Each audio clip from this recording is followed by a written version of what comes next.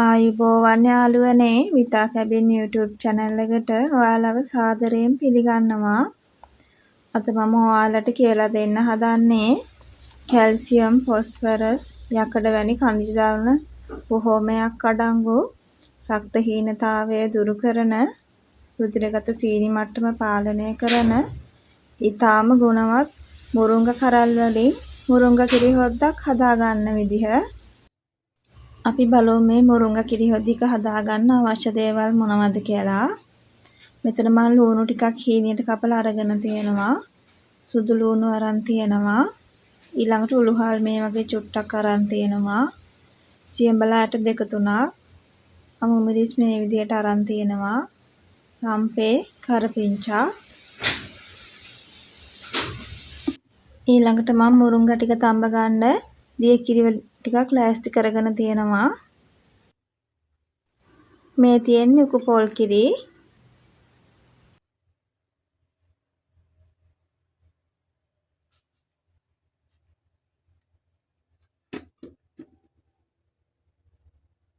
හරි අපි බලමු මුරුංගා ටික කොහොමද කපා ගන්න කියලා.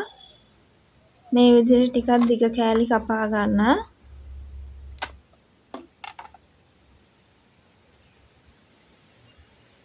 ඊළඟට පිහියක් අරන් මේ විදිහට මුරුංගා පොතු ටික අයින් කරගන්න.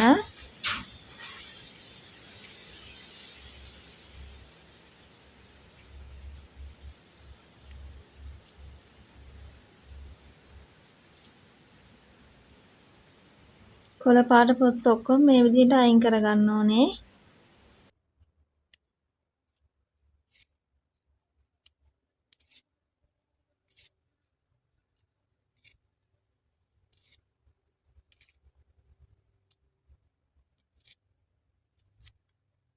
මේ විදිහට මුරුංගා ටික ඔක්කොම සුද්ධ කරගන්න.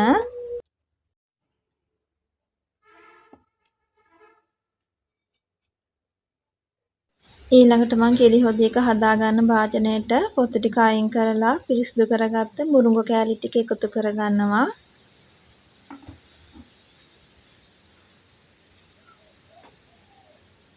ඊළඟට ඒකටම කපාගත්ත ලුණු ටිකයි සුදු ලුණු ටිකයි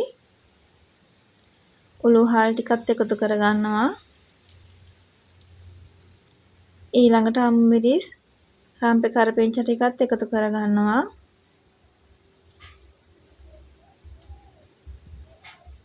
සියඹලා ටික ඔයාලට දිය කරලා දාගන්නත් පුළුවන්. මම මේ විදිහටම එකතු කරගන්නවා.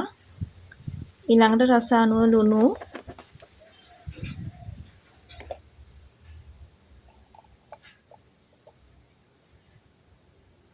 ඊළඟට මේ එකතු කරගන්නේ අමු 3-5.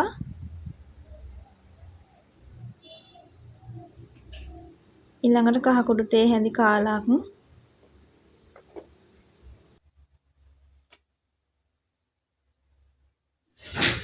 ඊළඟට මුරුංගා ටික තැම්බෙන්න අවශ්‍ය ප්‍රමාණයට දිය කිරි ටික එකතු කරගන්නවා. එකතු කරලා අතින් මේ ටික හොඳට කලවම් කරන්න. මේ තියෙන 3-5 ටික ඔක්කොම හොඳට කලවම් වෙලා තියෙන්න.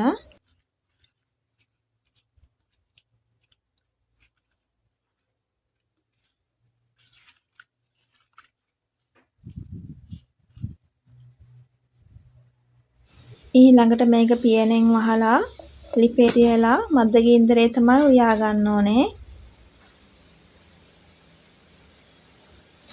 දැන් මේ විනාඩි 7කට විතර පස්සේ මුරුංගා ටික තාම තැම්බිලා මදි. මේ වෙලාවේ මම තව ටිකක් හොඳට කලවම් කරලා මේක ආයෙම වහලා දෙනවා තැම්බෙන්න.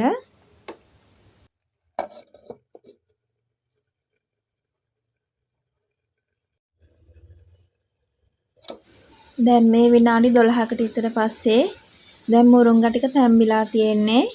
මුරුංගා වල පාට වෙනස් වෙනකන් ගොඩාක් වෙලා තඹ ගන්න අවශ්‍ය නැහැ. මේ ගානට වගේ තඹ ගත්තාම ඇති. ඊළඟට මම මෙතන උකු කිරි ටික එකතු කරගන්නවා. උකු කිරි ටික එකතු කරලා මේ විදිහට හොඳට කලවම් කරගන්න.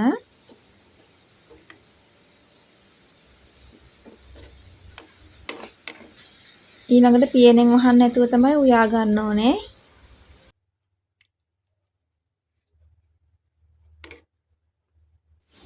දැන් මේ විනාඩි 4කට විතර පස්සේ එකතු කරගත්තු උකු පොල් කිරි ටික බුබුලු දානවා.